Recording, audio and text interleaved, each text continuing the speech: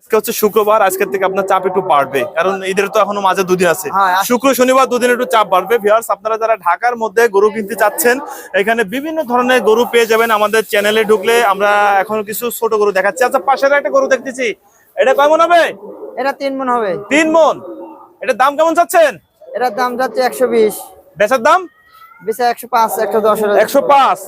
আচ্ছা, পাশে আরেকটা দেখতেছি, এটা কি গরু? এটা আইডি গরু। এগুলো কি দেশাল নাকি আপনার? অরিজিনাল দেশাল।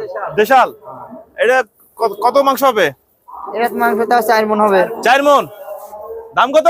এটার দাম 140 চাচ্ছি। 140। বেচার দাম? বেচা 125। 125। এই যে লাল লাল কালারের একটা গরু দেখতেছি, লাল কালারের ভিতরে, এটা কয় মন মাংস হবে?